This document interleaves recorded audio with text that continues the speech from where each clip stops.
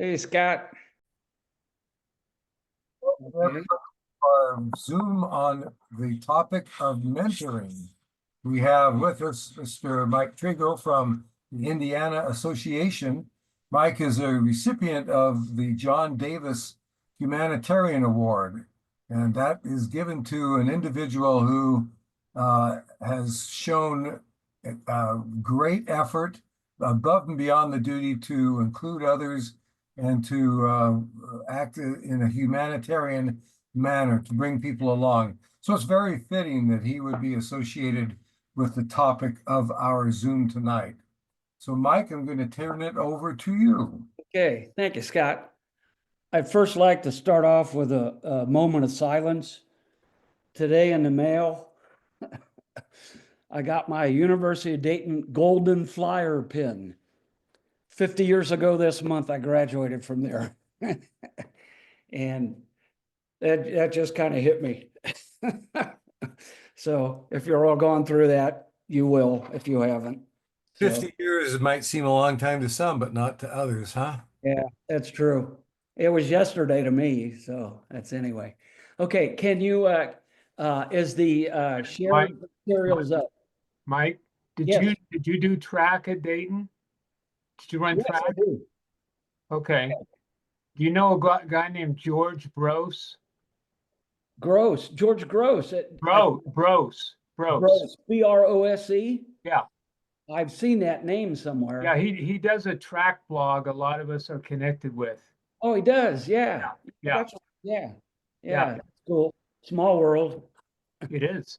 It is. Okay, Okay. I'll shut up now. Is it everybody is the material up? The It's up, but it's not full screen. Oh, here, I can do that. I'm sorry. We're full screen.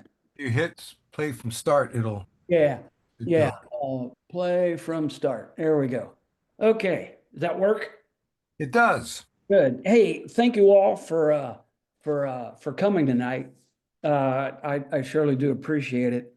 I'm a member of the National Mentoring Committee that Mike Armstrong, and I believe I think there's 12 of us that are. We started in earnest this past year, and then what we're going to look at tonight, really quick, are a couple of. We did a couple surveys that we'll talk about. First of all, thank to Scott for letting us on. Leslie Duger from Florida and Bill Levy from Florida have both helped me kind of put this together with the numbers and just editing and whatnot. So basically, we've done two of those, and I'm just going to just jump to those right away. Purpose of our mentoring committee, and this is the first time I think we've had a national tilt to it. Purpose is to educate, train, provide dedicated depository of quality mentors, opportunities, and training materials for new officials, so they can seek out mentors who can provide them with a veteran official who can mentor them in the basic professional skills to make them successful. Also to veteran officials to give them the opportunity to provide their experiences to these new officials through role modeling of skills and behaviors to help these new officials reach and master the needed precepts to become functioning and highly successful. So our work is cut out for us. We did a survey back in October, November last year, and we did a presentation at the annual meeting, and that's basically what this is. We surveyed 1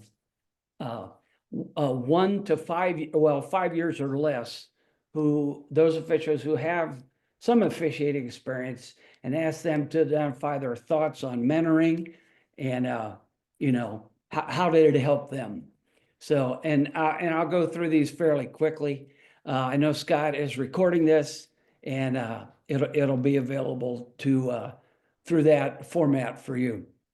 So we asked them which, we had 47 out of the 54 associations, their members sent things in, which we were really happy with.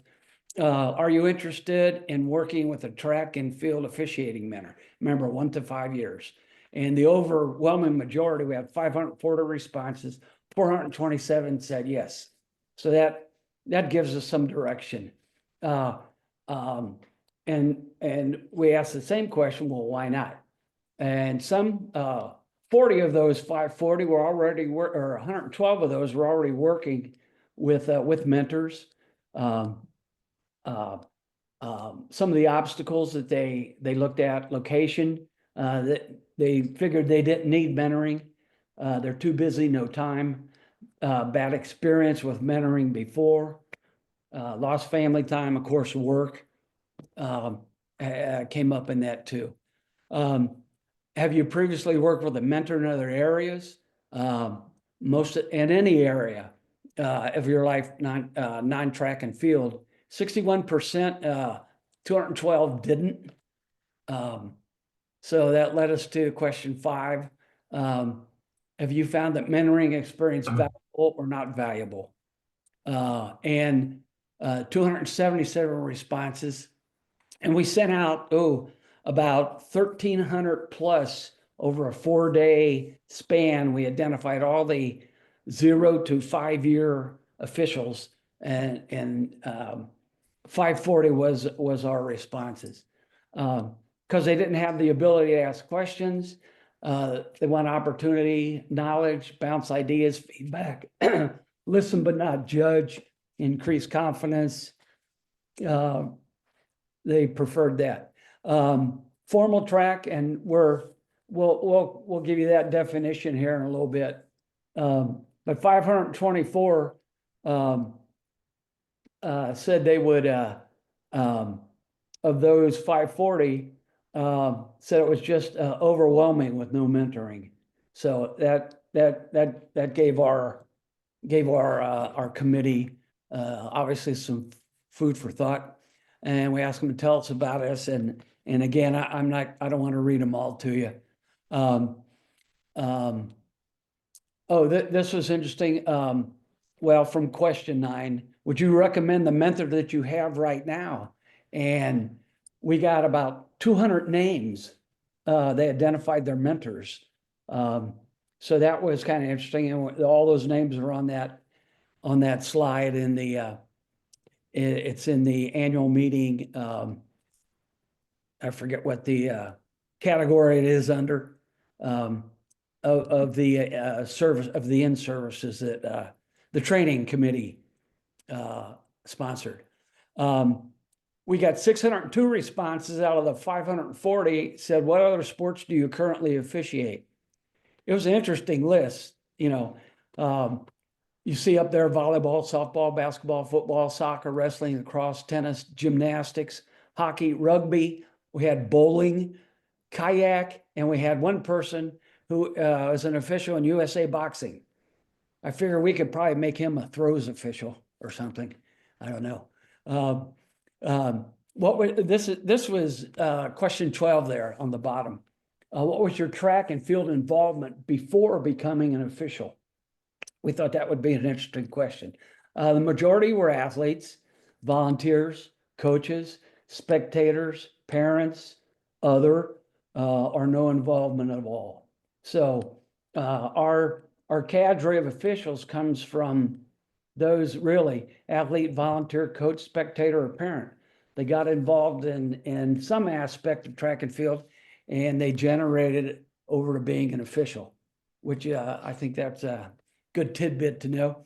As a new official, what areas do you feel mentors would be most helpful to you? And those all fall within the realm: guidance, new skills, knowledge, confidence, answer questions, rules interpretation, rank advancement, sharing, networking, which we all do. Question 14, you have an event preference. There were 68, I'm sorry, I hit the wrong button. There were 68 responses, but they covered, You can see the breakdown in that column under yes. It says 68 areas submitted. The breakdown was 146 field events, 111 track events, and 98 fell under the track and field, doing both. So that was kind of interesting, and every area was listed that they want to get involved in. So that's a good director piece of direction for us. What Mike, can you go back to those two slides, please? Sure. So up above here, question 13, guidance, Yes. new skills, knowledge, learning. Those three make up, 700 Yeah. of those responses. And it's interesting because of, learning or mentoring somebody during the course of an event. There's your guidance, and knowledge and learning is going to be hand in hand with that.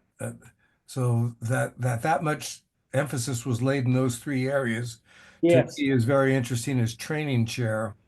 And then down in the question 14, I don't think there's any surprise to me that a lot of people would be interested in starting. I'm glad to see that. But notice 16 is the responses for pole vault. And I don't know about your association, but we can use more pole vault officials. Yeah. Very much. Everybody can. Everybody. I think, all of our different associations have different, obviously, probably different levels of those. And that's key. That's a real key. That's a real key. Uh, Especially as we start hitting those high numbers of age. So this is very encouraging. 16 was our specific person. There it is. 200 names were listed. So we put them all up on the screen so everybody could see them. How often do you want to communicate with your mentor? Highest number obviously was office is needed. Once a month, once a week during season, and that'll depend on the mentor and the mentee as they go through that.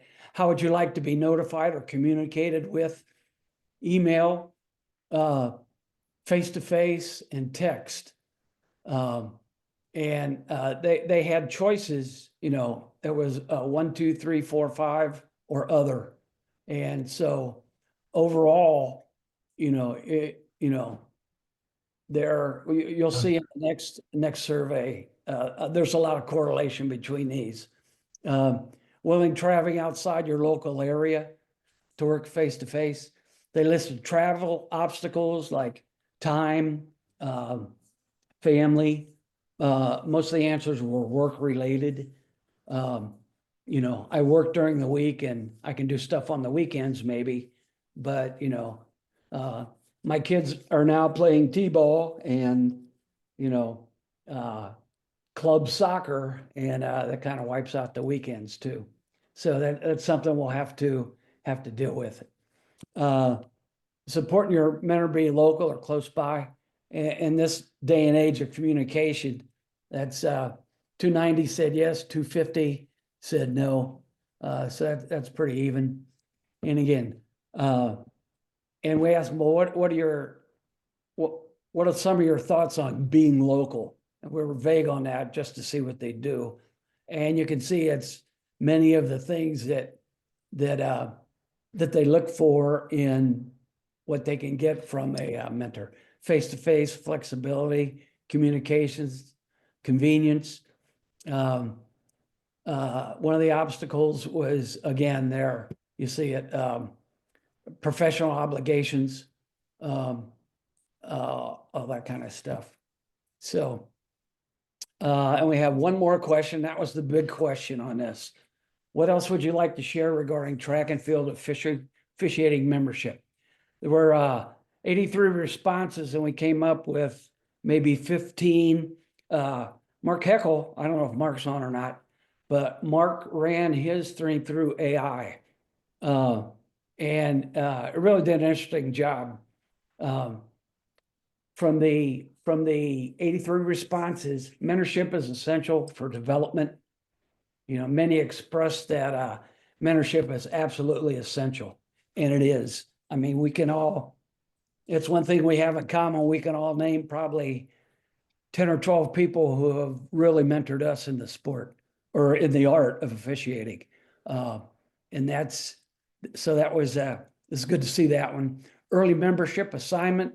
We're hoping by signing mentors early in this process to help reduce some of those, blind spots or people that fall through the cracks and guide them and just keep track of them somehow, somewhere. However, this turns out that how we function or how we set this up.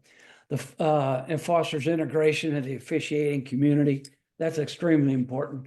The whole idea of mentorship is relationships, and we could spend 2 hours talking about relationships, but it's so important. It's so important that we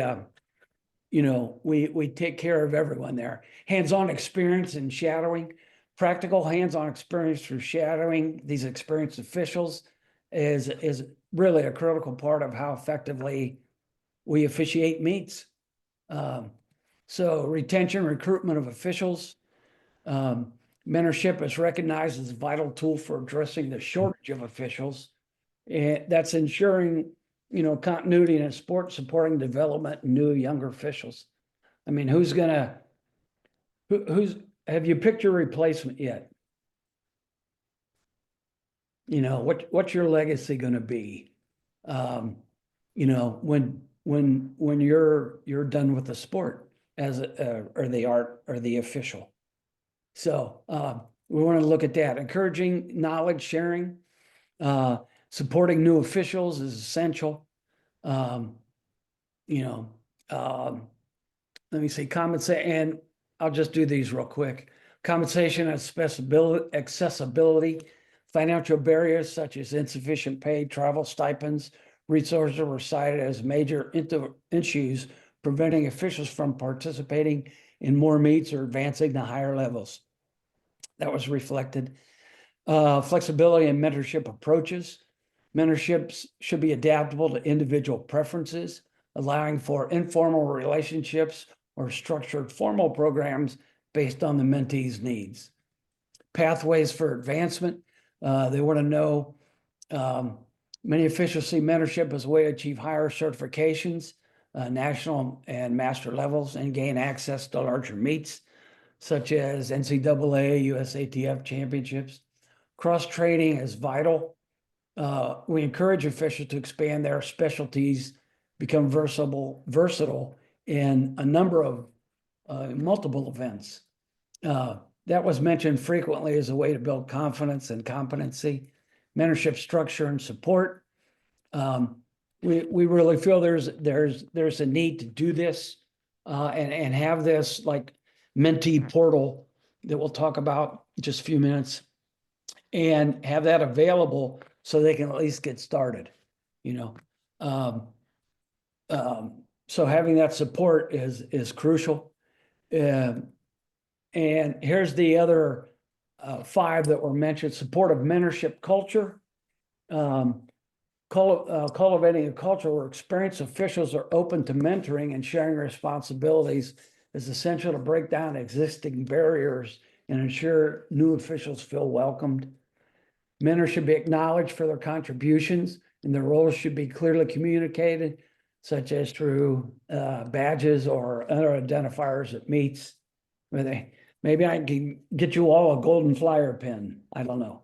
We'll see how that transpires. Workshop and scenario-based learning. I know we noticed this obviously from the annual meetings and the training session each year. They do a referees workshop, and we just come in and we flood the room with officials and we talk through scenarios that happened, real life scenarios that a number of the presenters have experienced, and just opening up and everybody talking about that is it's a true learning experience, and you pick up a lot of good ideas. So we hope to be able to do that in this, addressing the challenges with existing membership practices. Feedback highlighted inconsistent membership experiences, such as conflicting advice or lack of proactive guidance, underscored the need for clear standards and consistency. One of the questions that was asked by the National Master Survey, which I'll go through in just a second, was what is the curriculum for this program going to be? And it's out in my track box in the garage, but this is where I would hold up a rules book, competition rules for whatever year we're in. And it's crucial that you keep up on those. I mean, I know we have some officials who haven't looked at the rule book in 8-10 years. They don't work a lot, but and that's the reason why. Well, it used to be that. Well, that changed 4 or 5 years ago. Just all those Zoom sessions we have on rule changes and all that kind of good stuff, but they don't keep up. So I guess that's life. Addressing challenges. Oh, we did that. Structured tracking of proficiencies, and we'll look at that here in a little bit too. The guidelines we have now that we've had for a while in best practices. I know Rich and the group have redone those to make them up to date, and it shows if I'm an umpire, as an association umpire, I have to be able to do this, and as a national umpire, I have to be able to do everything that plus this, and likewise master, I have to be able to do all the association and national, and then, so there'll be a checklist and guidelines that they can use as they run the mentor through the mentee through the paces, and they'll sign off on those. So we're trying to figure out how to do that logistically, and if you haven't seen the guide sheets, I'll show them to you in just a few moments. So here's what we learned from the first survey. All the things we just talked about. Okay. The second survey we did with just national and master officials. And the first 9 questions were basically name, association, email, number, zip code, all that stuff, directory information, plus what disciplines you would feel comfortable mentoring in. So we have those all on spreadsheets that we just got. This was a kind of a quick survey. We started it the second week of November, and we ended it. Oh no, I'm sorry, second week of March, and we ended it like 3 or 4 days ago. So we're still going through. We have to meet as a committee yet. So I've taken some liberties to make some projections that may or may not be there, but we'll walk you through those. Here's what they wanted mentoring in, and our fault, we did not have on number 10 implement inspector. We had talked about it, but somehow it just got lost in the shuffle. So, and we had a number of master and national officials, a goodly number, from their responses that said, hey, we need implement inspection training too, which is absolute. So a preferred method of mentoring, there were the offerings, and I'll show you the numbers here in a second.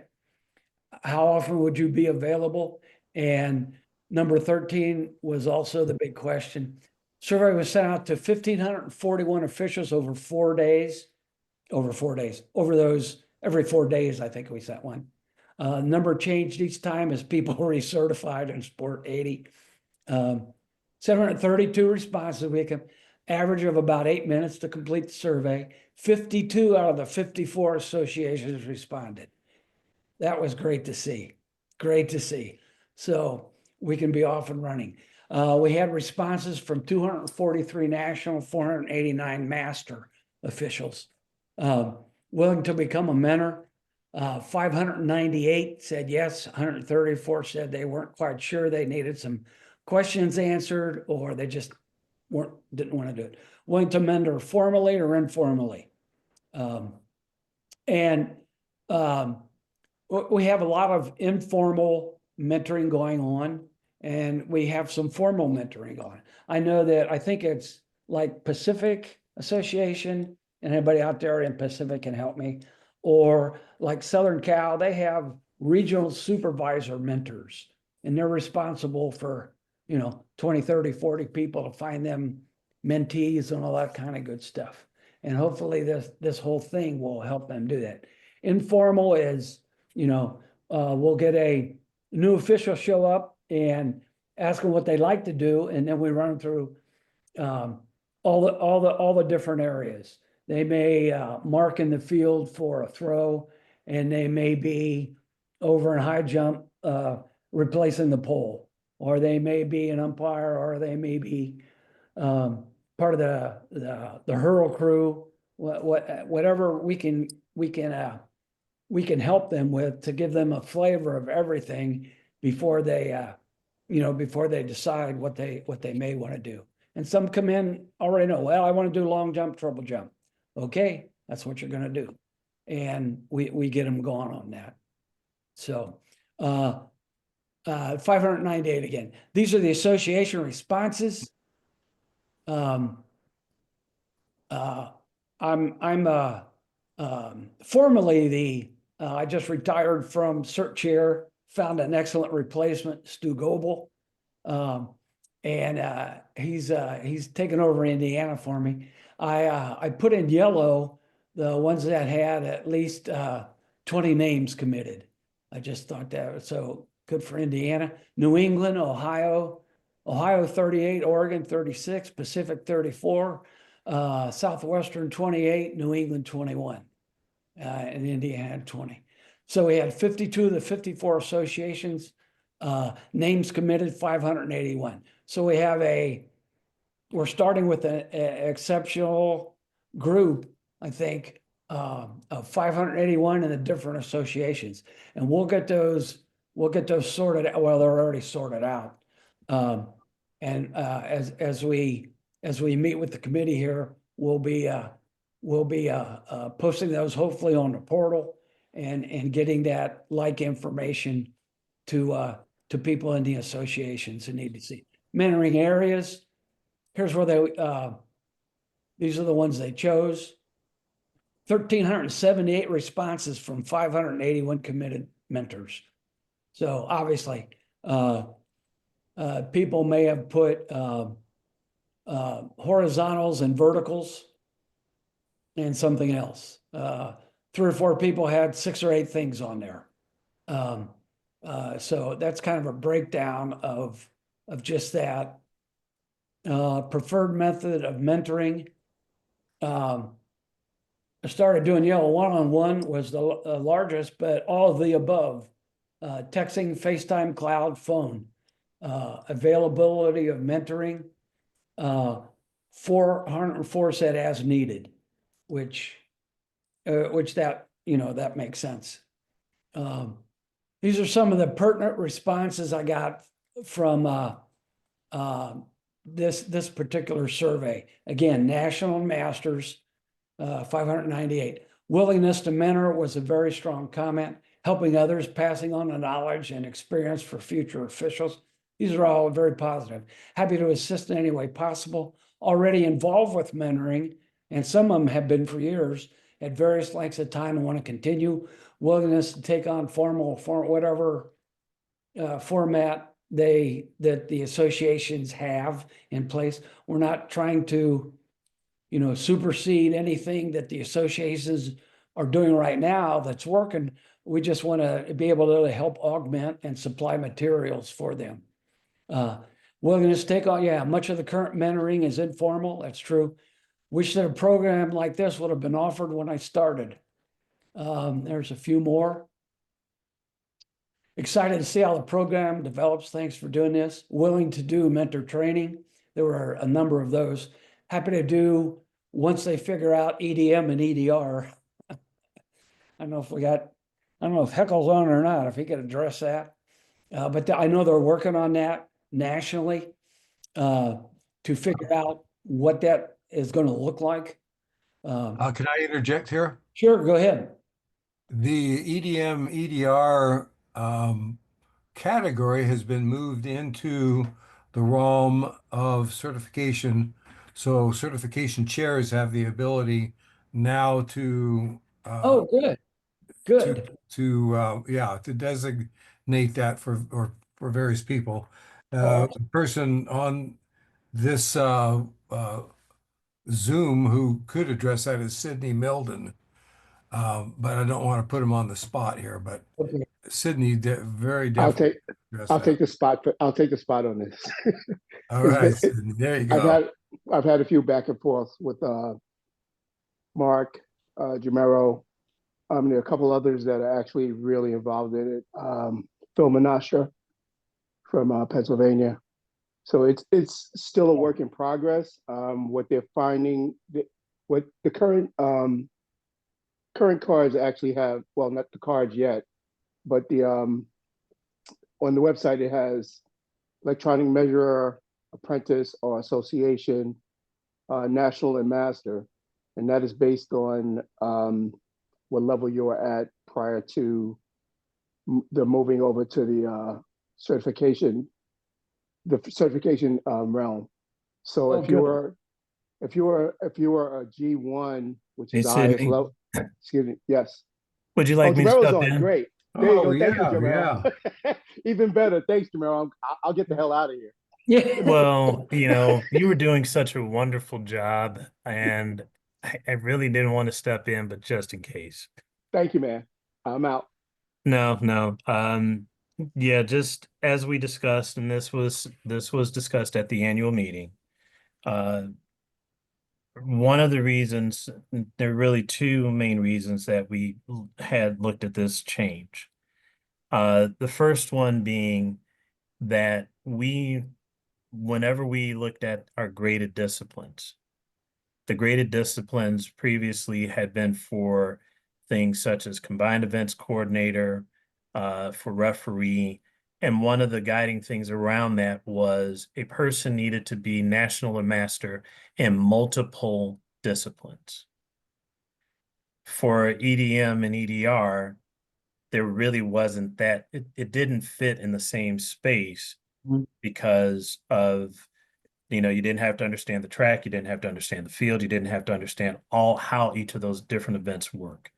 So that was one part where it said, well, that it doesn't fit in that same space. But the other bigger issue was that having it as a graded discipline meant that we could have had a situation where a person could have actually been good enough to be a grade 2 for both EDM and EDR, but still could have been an association level official and therefore would not have been eligible to be selected for a national championship. So recognizing that that was a disconnect, that's part of, those things that we took into consideration to say that's why it really should be back underneath as a association, association national master level official. Treating it the same way again as things like learning the craft of being a starter or learning the throws, learning the verticals or the horizontal jumps. And really this allowed people that, because one of the biggest challenges in the feedback that I received was it was extremely difficult for people that learned or may have worked with the EMJs or gotten the skill or had the skill prior to this because maybe they worked as a surveyor and just needed to learn the ropes about how our process works at a track meet. Well, getting seen by one of the EMJs was a challenge just because how do you get the people to them or the people back? But then you step back and say, well, what do our certification chairs do? They do this for all of the other disciplines in the activity. We entrust them with that ability. And it's not saying that every certification chair understands the ins and outs, but I'm fairly certain every certification chair does not have all of the ins and outs and understanding of every single discipline that we have. You know, my association for Illinois, I am not ever going to be better than Diane Graham Henry with the race walk. However, I can always rely on Diane to help with training, the education, and validating if somebody is worthy enough to be promoted to the next level. We can do those same things for each of the EDM and EDR space. So at least, and just since we're on that subject, I do have some cleanup that I still need to do within Sport 80, and you all have to forgive me because of late I have had a few family related life things that have come up, and still trying to maintain work as well. And which is this, I will stress to everyone. I understand everybody enjoys being involved with track and field and officiating. There's always going to be another event. There's only so many opportunities that you sometimes get to be with family, and you have to take care of them. Sure. So, for that reason, I'm behind with getting back in to help clean up some of the profiles so that those graded disciplines will start to come off of the profiles. And just the national office did make the changes, and based on the conversion, in other words, the maximum score that a person could have had was 4 for EDM and EDR. And so we said 2 if somebody was a grade 1 EDM, grade 1 EDR, or just grade 2 for one of those disciplines, then that would have you at the association level. If you had a combined score of 3, then that moved you to national. If you had 4, then you were converted over to a master. And going forward, it's again following our same established process with any of our other disciplines. A person has to put in the work, provide the letters of recommendation, show through their ability that they can then be promoted to the next level as they work their way up. Yeah, good. Thank you, Jamero. That's good to hear. Thank you. Mhm. Okay, moving right along here. Where am I? Boom. These were some excellent questions that the National Masters, and this will be a drive for us too as we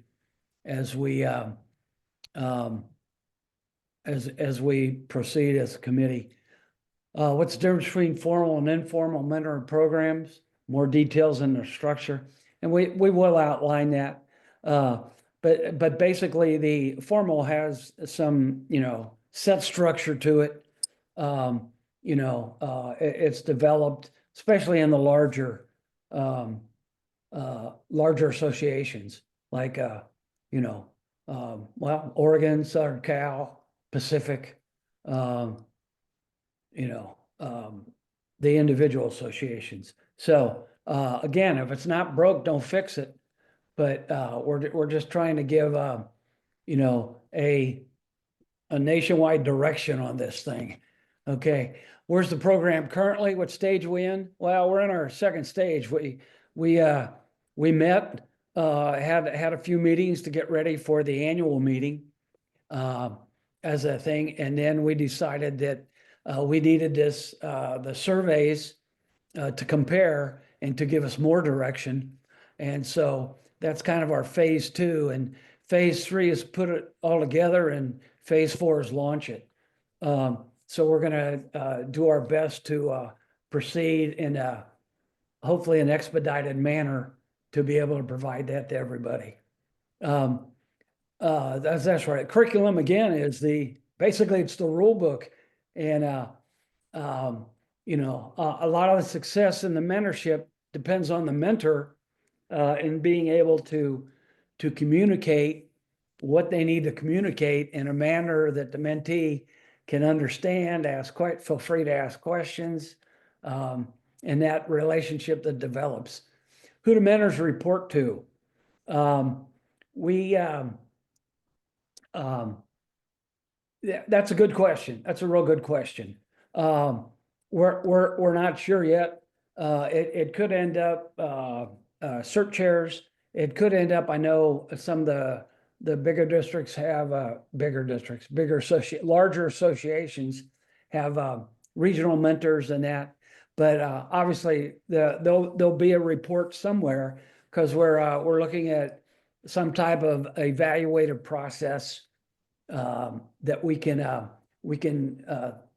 give to everyone. So there's a consistency, we get consistent feedback, so we can adjust the program as necessary.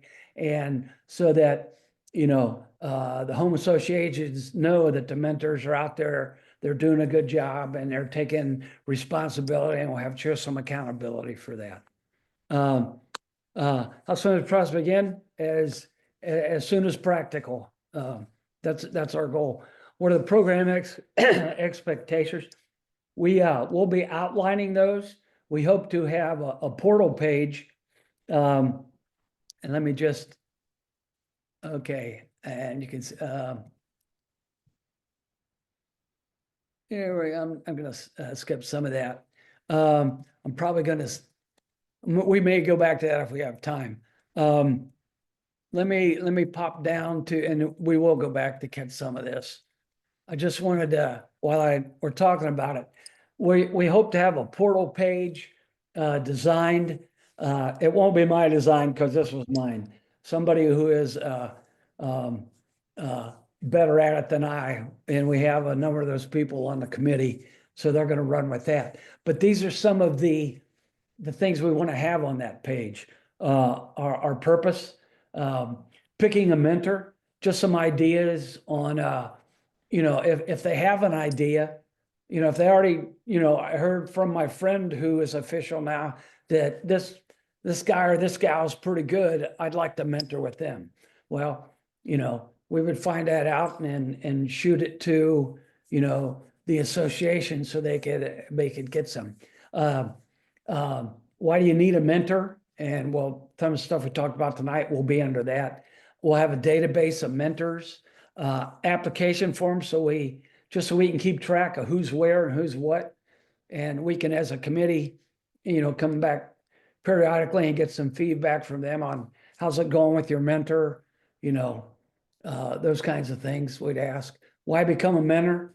Mentor training book, mentor handbook, strategies for mentoring, confidentiality. We want to address that. Regional distribution. It sounds like some of the larger associations again are doing that. Some personal testimonies from mentors and mentees on what they're, good, bad, or ugly. Best practices. That goes right to the best practice that are posted on the USATF site, and program evaluations. So yeah, expectations will be in there and all that good stuff. So just to and I did want to address this, just, is training a mentor really necessary? And I mean, it's so important for the success of the mentee and the strength and continually high standard that we have as officials, that we have some development for them, some professional development. Whether a mentor's impact is positive or negative depends a large part upon how well informed and skilled the mentor is. We want to give them those strategies. What if I've got a person that, we've been doing this 6 months and they're just not getting it. What can I do? And we'll have some strategies for that. Or I'm having trouble, I'm 70-year-old and I've got a 25-year-old new official. How am I going to relate to him? Well, we can give you some strategies for that too. And I'm an educator, so I put in a research at UC Irvine, suggests that training is not only important to success of mentoring relationships, but that can be directed toward the most difficult challenges faced by mentors. And so we want to equip everyone. And some of us have been mentors for like ever, 15, 20 years, 30 years. And it comes natural to us, but it may not come natural to everybody. So we want to be able to help those people here's some tips on doing that. Try this, try that. Communication, how do I talk to a 23-year-old when I'm 70? Well, you talk to them normal, and just all that kind of things, all those kinds of things. So training is very important. And again, not to beat it too bad, but the majority of mentors, 80% surveyed, expressed that training would be helpful. Where do mentors, teachers get their skills to work with adults? Very few people are natural mentors. Training would be valuable, especially to those others that share what works with them. These debriefing sessions we talked about. After the meet, we'll usually end up at a restaurant or somewhere and have some food and some adult beverages, and we'll talk about the meet. And you pick up a lot of stuff at those too. So the personality for mentoring, that nurturing personality comes naturally, but the nurturing quality becomes focused by training. And that's what we hope to address in those. So they can feel more confident about helping others. They need to know how to help officials who need help, but will not actively seek help. It's a whole new ball game for some people. So we want to be able to cover starting mentors to veteran mentors and all that kind of good stuff.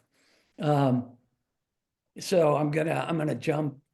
I think I'm gonna jump back. I want to do this with you real quick and not take too much time, and then we'll finish up with some stuff. But do you have a piece of paper handy? I think everybody does. Okay, and a pen or a pencil? Likewise. Okay. I'm gonna give you a real short, should I become a mentor thing? And this is a great way to start off with those officials who may not be mentors, but who you may recognize, from as someone in the association. Okay, this is the quality checklist. Number your page 1 to 20. 1 at the top, 20 at the bottom.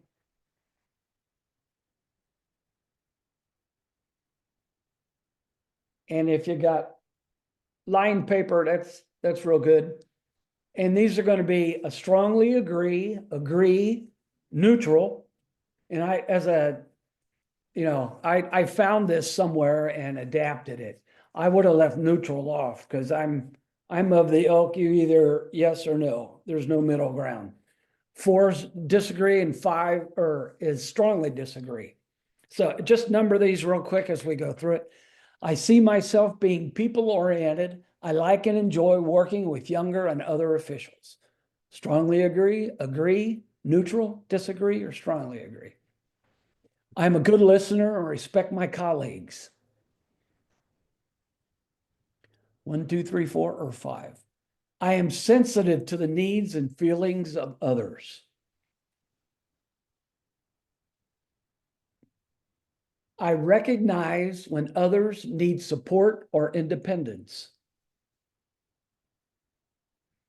I want to contribute to the professional development of others and to share what I have learned.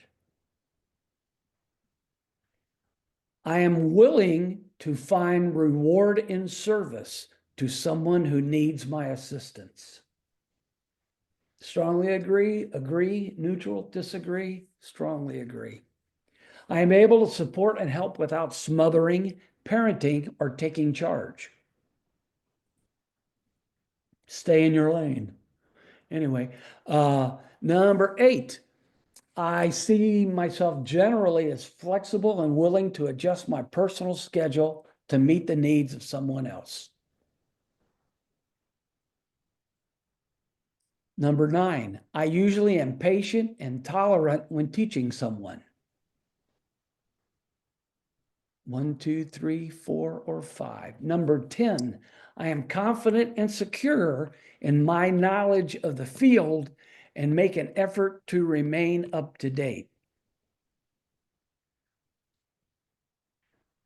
Number 11, I enjoy the subjects or skills of what I teach. I set high standards for myself and my students or mentees. I should have took students out. 1, 2, 3, 4, or 5. Strongly agree, disagree, neutral, disagree, strongly disagree. Number 13, I use a variety of teaching or coaching methods and my students can achieve.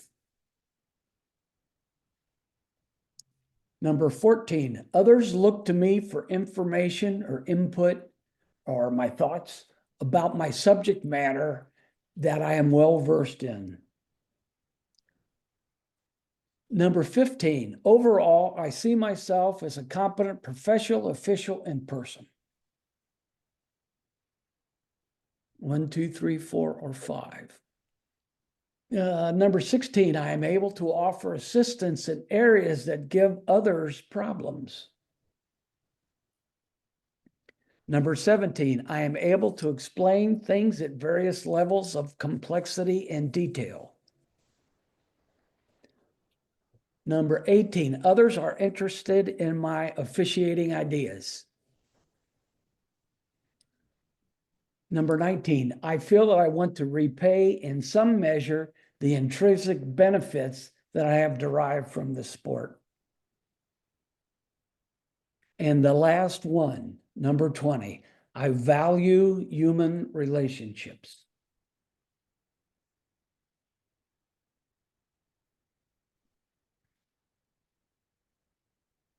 Take a minute, count the number ones, count the number twos, count the number threes, count the number fours, count the number fives. And hopefully you have nothing in 3, 4, or 5.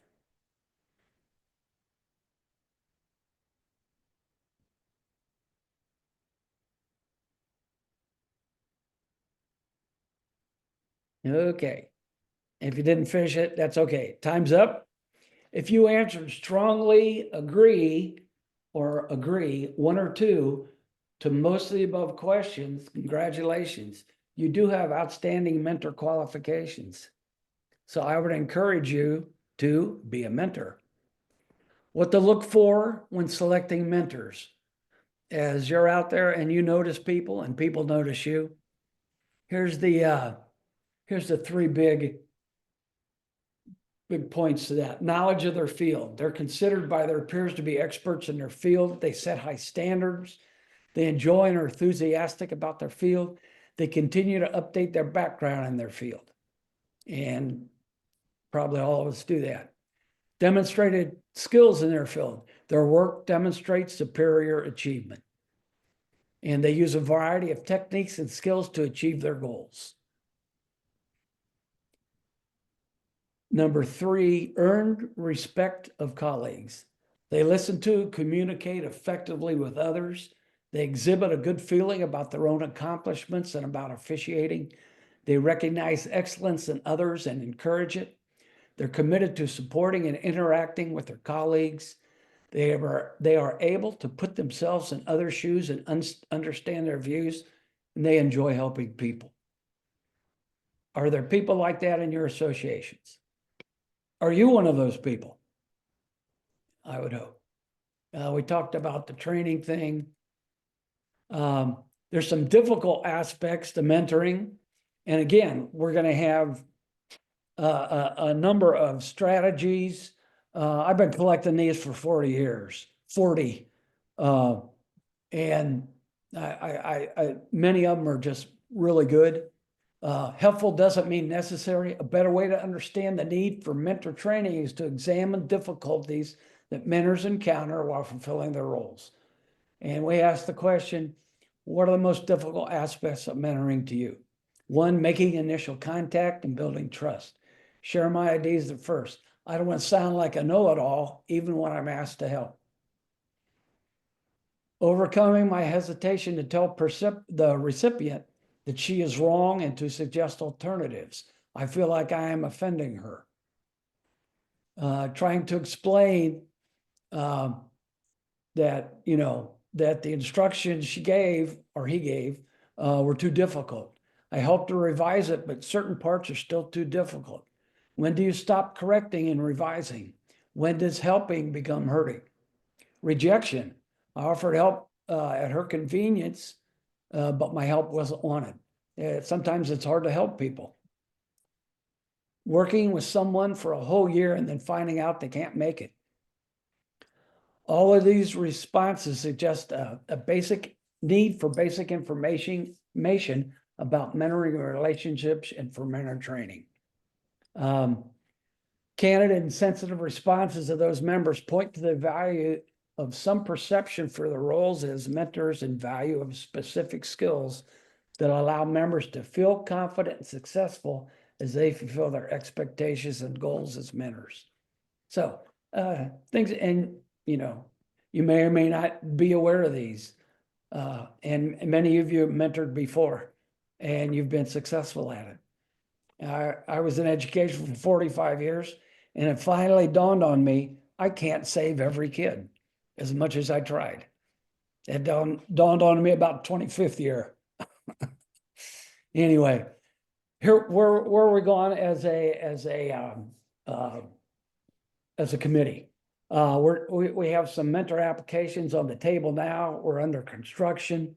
We want to, again, I showed you that portal, but I'm going to take you to Utah's association right now. Anybody from Utah on the Zoom tonight? Well, anyway, if you go to their page on, there it is. If you go to their page on the, on their website, their association website, where's officials? There it goes. There's the officials, you know, chair training, they have a chair training, David Wilson. And they list their mentors. Obviously, I looked at this a couple of weeks ago and I had 2 names on it, 2 or 3 names. Now they're up to 5. So they're identifying people who, you know, and it's just another resource. Somebody gets a call, or I live in Utah and I want to, you know, I really want to become an official, and I like to do pole vault. Well, I can go to their website and look, there's Bob Kittle. You push Bob Kittle, and I think his email comes up. Yeah. So that's a neat thing. I'm gonna hopefully get that initiated for our Indiana officials. I think that's a great sub thing. If you can't find this, or you're really interested, here's the person you call or get in contact with.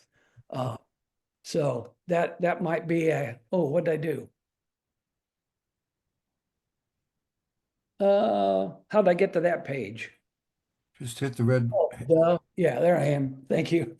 Emails to CERT chairs, training at CERT chair meeting, produced experienced mentors, Zoom meetings, consistently minimum baseline for instruction. And that's the curriculum, that's the rule book. It's all based on the rule book and how you not only interpret the rules for yourself, but you know, the standard that the rule sets, and getting the mentees to do that.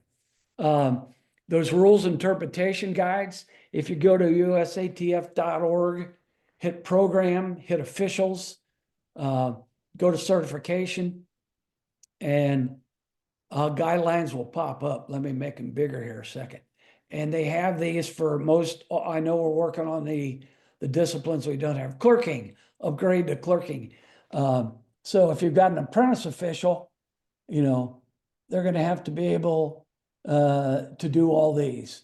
And that it says trainer, but it's probably end up going to say mentor. And then sign off that they can do this, check off, and they get their recommendations and all that stuff, and they can upgrade. And then upgrade to national level, all association skills plus the following.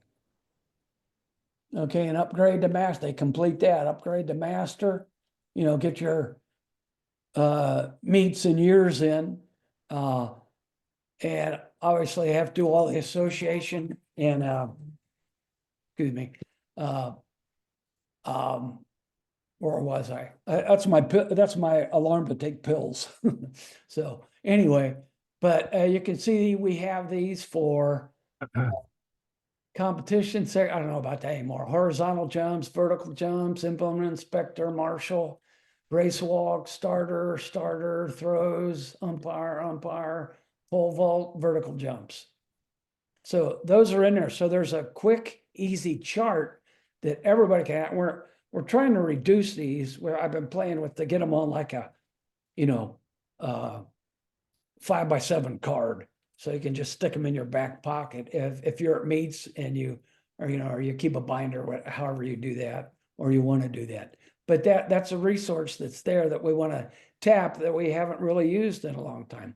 Expectation of mentors and mentees we're working on, consistent evaluation, maybe not consistent, but evaluations of mentor mentees.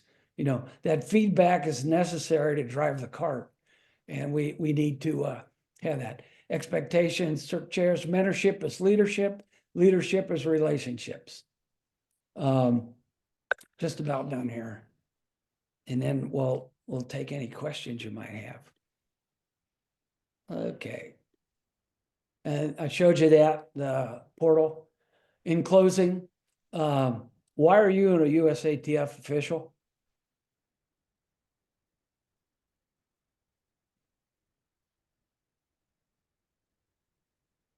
Anybody? You didn't know there was going to be a test, did you? I apologize. Oh, She had a smart aleck.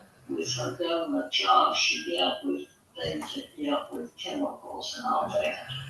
It's like, I didn't quite hear all that. I don't think that was intended. Oh, okay. Anyway, okay. You go to these meets, you stand in the rain, snow, and sweltering heat for hours, right?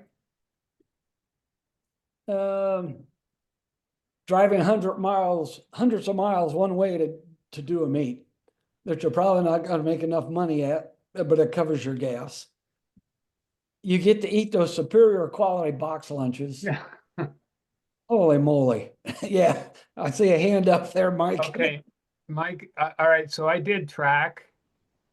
And so I appreciate the athletic part of it. Yes, But for me, it's the people I work with.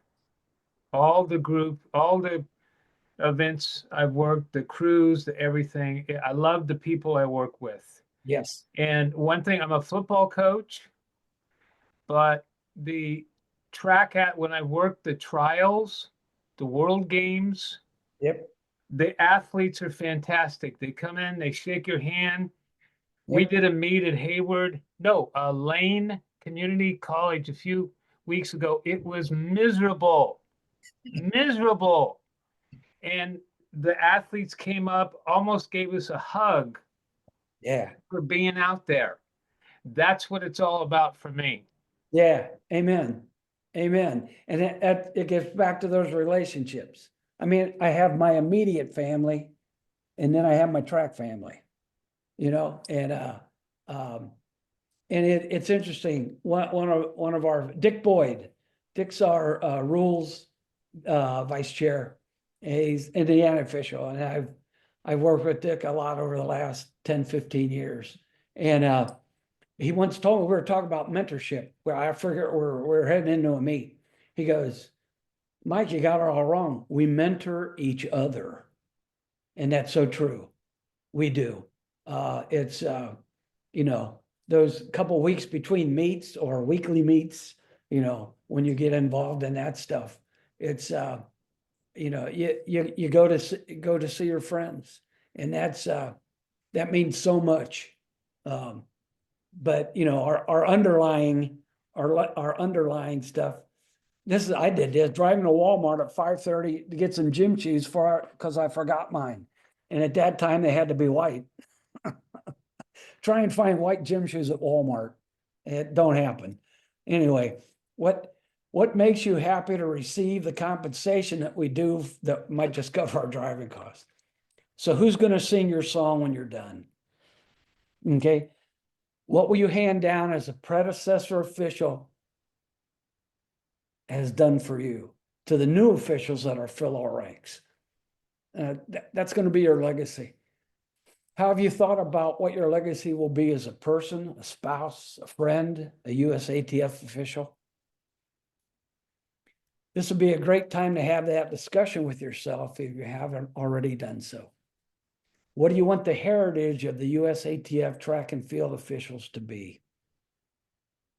I mean, I think we have the highest quality officials in the world. I really do. I really do. Having worked some of those same mates as Mike has. It's never too late to build your legacy. Be a mentor. What questions might you have?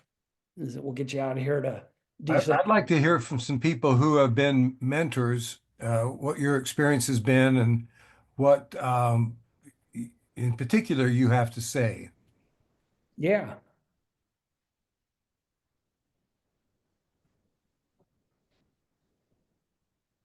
Don't be shy. We're interested in hearing what you have to say. Can you hear me? Yes. This is Steve Sharon from South Dakota. Thank you very much for identifying yourself, Steve, and your association. I'm in the Dakotas, Mhm. but like a lot of people on this call, I was one time a teacher and a coach, and I've been mentoring about 40 years for our state association. And it's a lot like practice teaching. I mean, they used to call it, remember the older folks on this call, when they called it practice teaching, and after you were a veteran teacher, they sent somebody to you and they spent 9 weeks with you, and you more or less set them up for either a lot of success or a lot of failure, depending Yeah. upon you and the individual.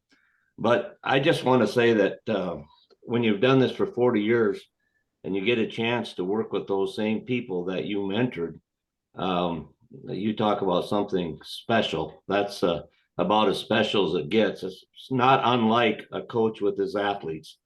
You live and you die with them with those calls that you make on the track. I gave a presentation to our state track coaches about 2 weeks ago, and I kind of wore my heart on my sleeve. And I said, those of us that do this work, it's not something that you sometimes fall asleep when you've had some tough calls.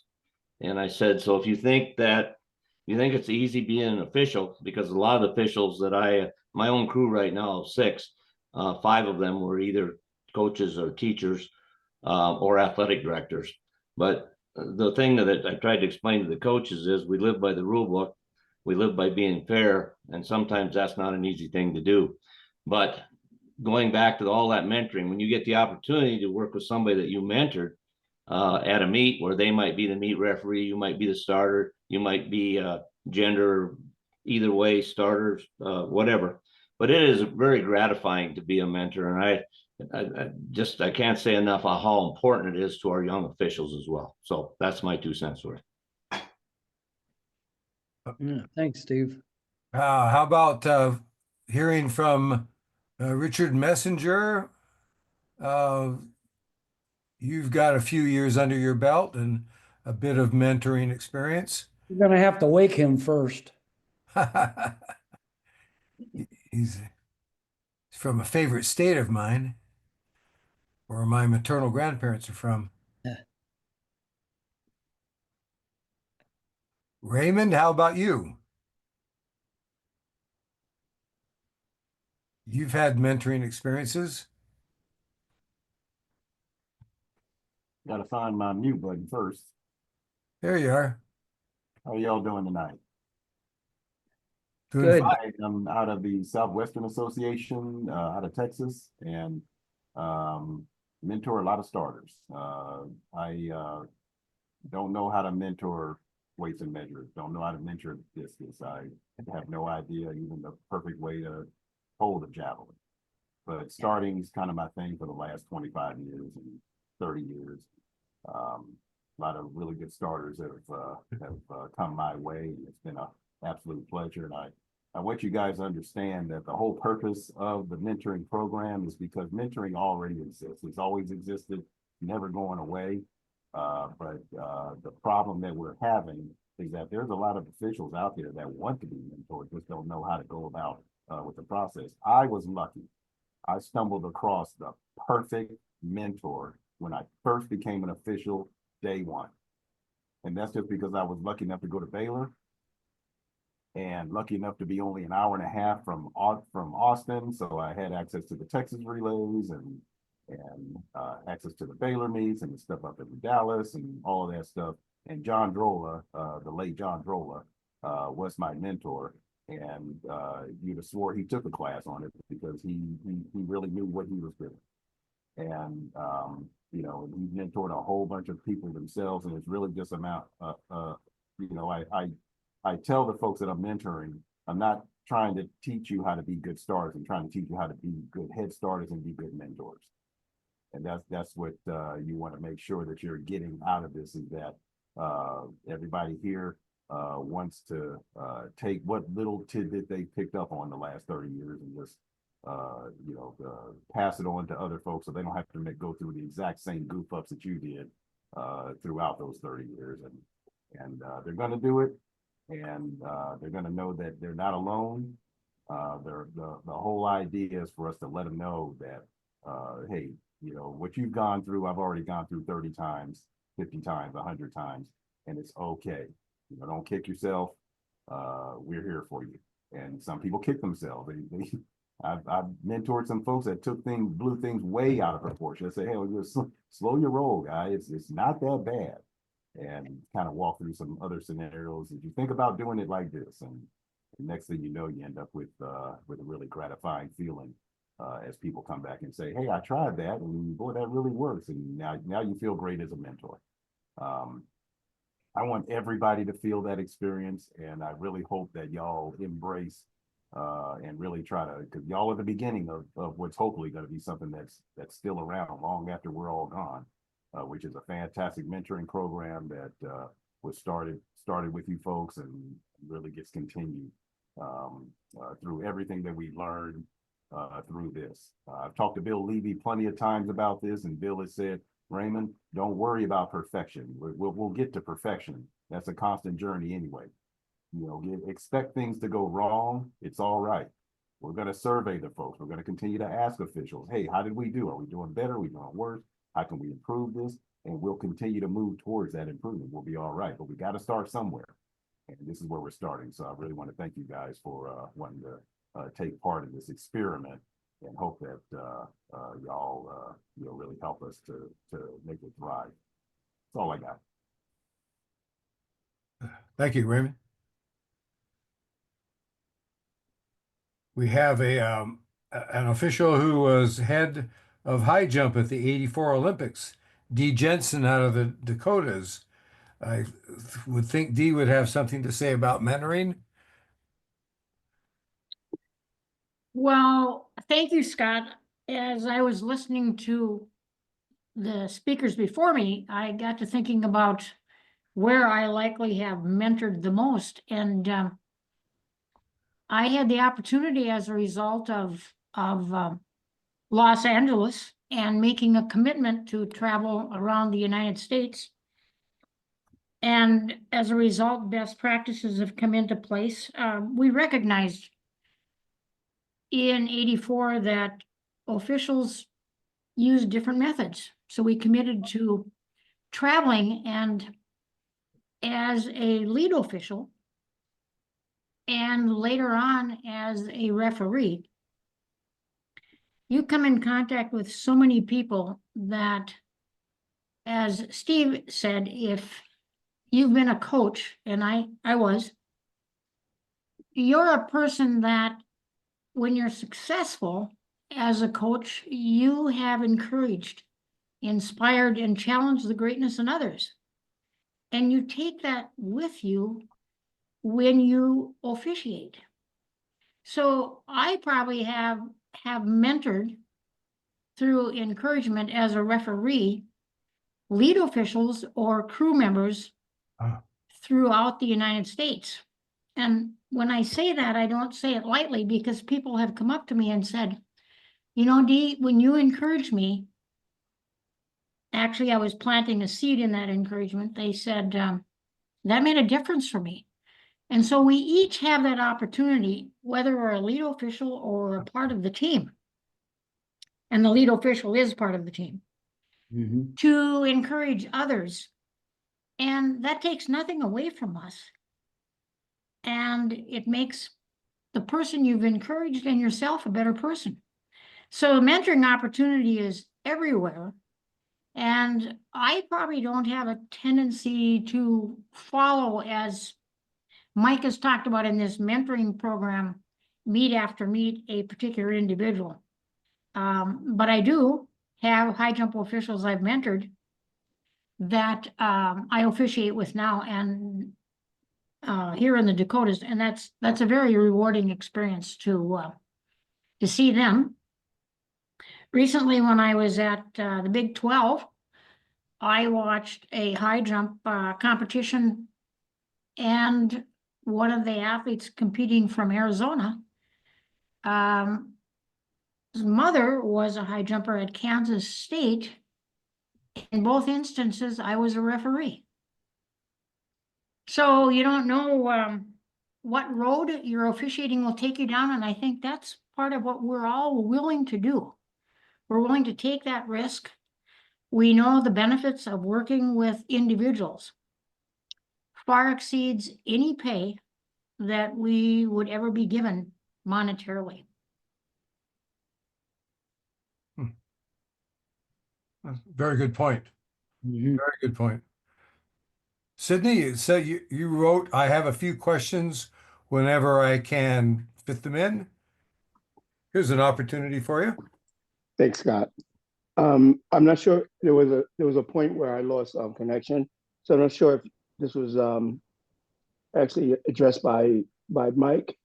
I'm trying to find out whether or not he knows the average age of the mentees, or those that want to be mentored, if that was part of the presentation.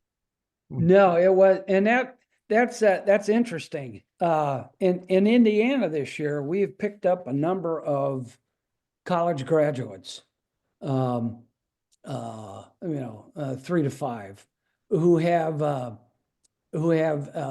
been active athletes, and their careers are done. They've graduated from college. Well, I'm sorry, they ran in college or through or whatnot. And they're, what's it, 22, 23? And then many of the officials that we've picked up the last 5 or 6 years are coaches who've retired from coaching, college or high school. And they're in their 40s, 50s. So that's why we call them new officials. Because and of course some of them have an extensive background in track, so that they might come in as association level. But our apprentices, we've got a couple people who have been apprentice for a number of years. That's all they want to do. They come and do meets. They're very good. They don't want to upgrade, but they just, I'm fine at, don't move me up.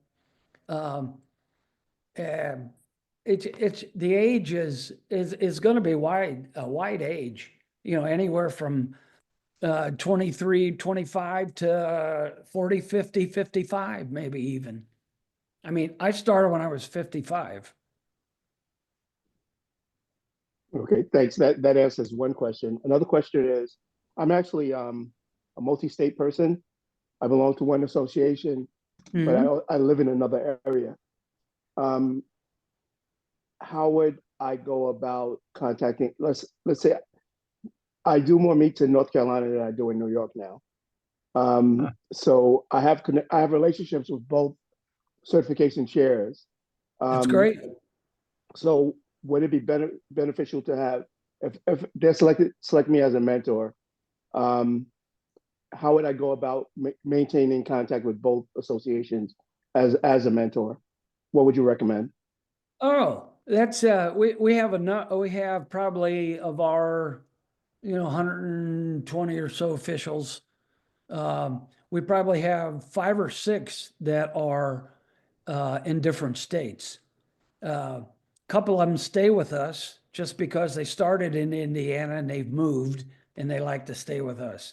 And then we've got one in Arkansas, we've got 2 or 3 in Ohio, and you can have a dual membership, or you can transfer membership. You can do that on the usatf.org site, I believe. I don't know if you can do it from a profile. I've never looked at that. I apologize. But just, wherever you do your majority meet, well, maybe you end up with somebody who can mentor you in one state and then the other state, what'd you say, New York and what else? And North Carolina. North Carolina. Yeah. I mean, we have, I touch base with people all over the country. Just to see what they do. And it's just, wherever I would think wherever you're going to do most of your meets, that would be your home association, and you could have membership in another association. I don't have a home. Yeah.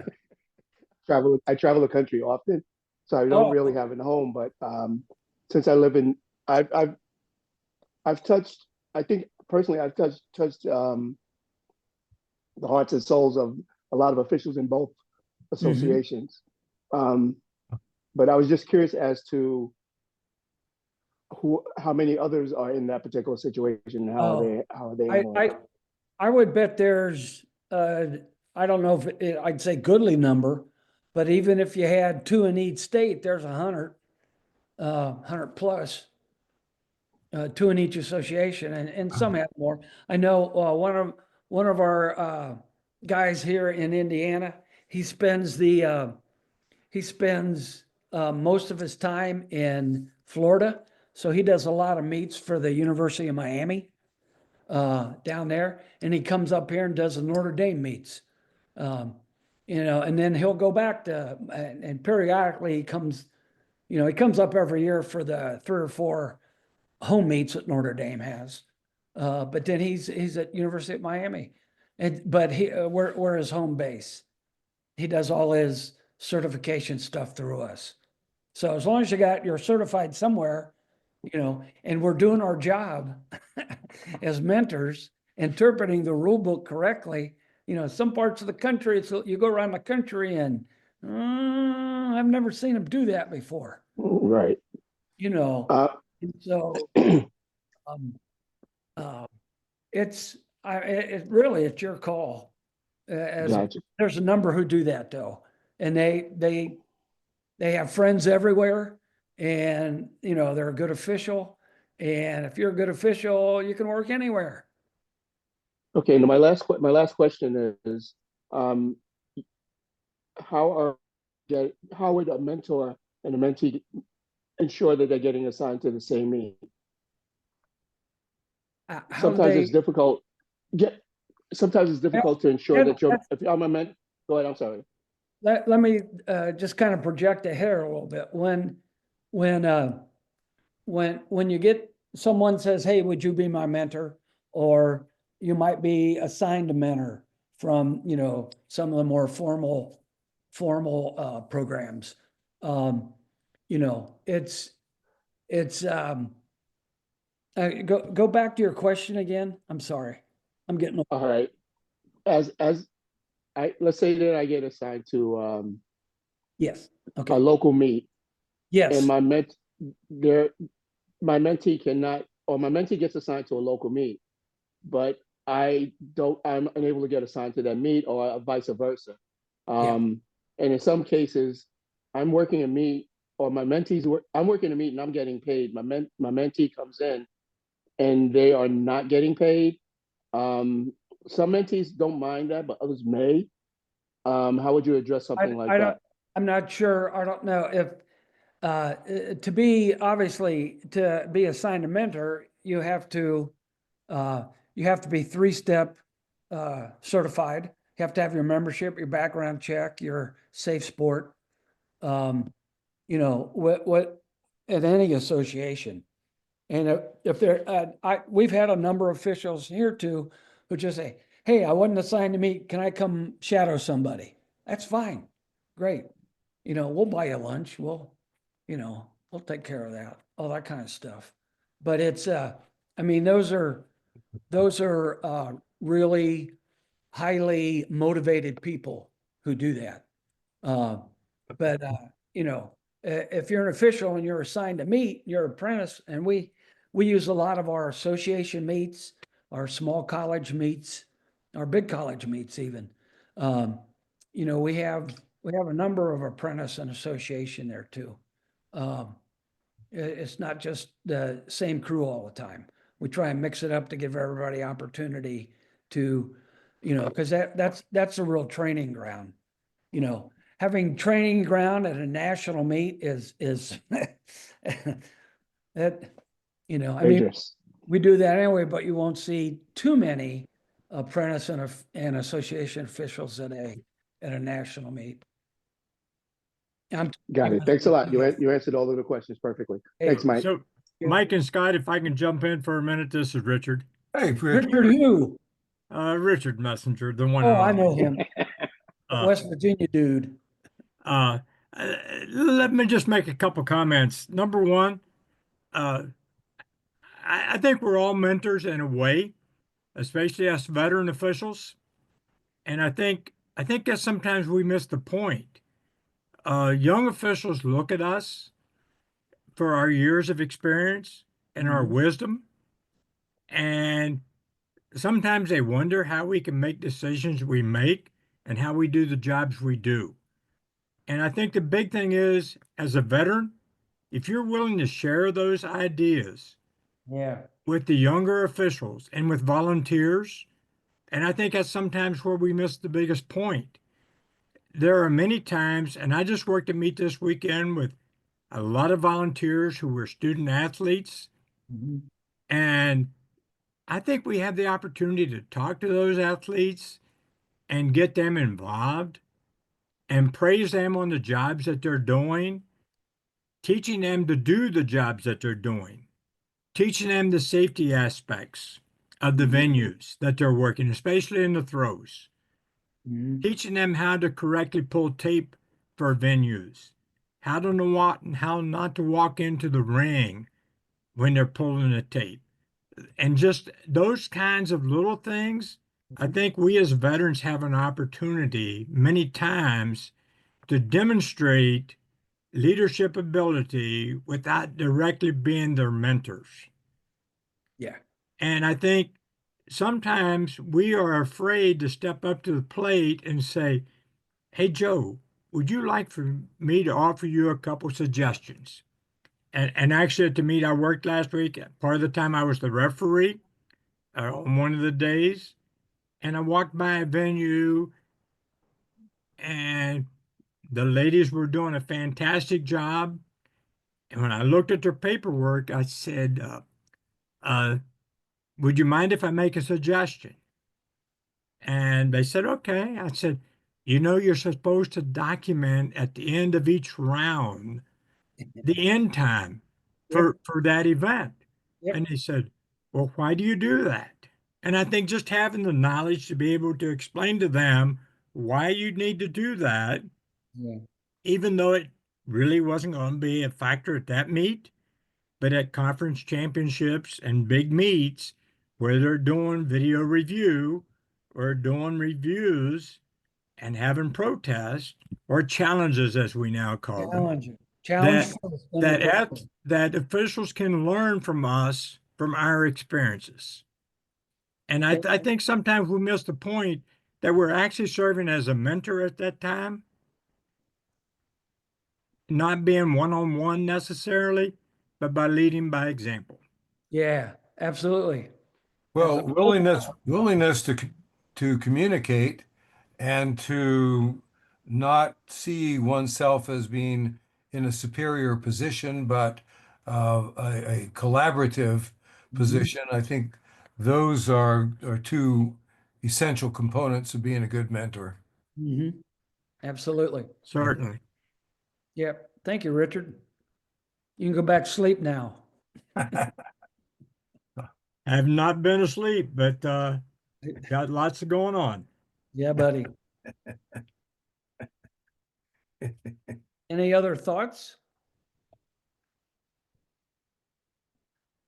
Well, we're at 6:30 here, Mike, so I got 3 more hours in. We're at 9:30. you've put a lot of work into this program. It's very evident. A lot of information that has been gathered, and we're looking forward to seeing what else is forthcoming from you all. I And can tell you, the committee is excited that now that we have some firm data and some direction from, people it will basically affect, we'll take this and run with it and get it out to you as soon as we can. very much appreciate that. Looking forward to it. And thanks Um, everybody for taking so, time.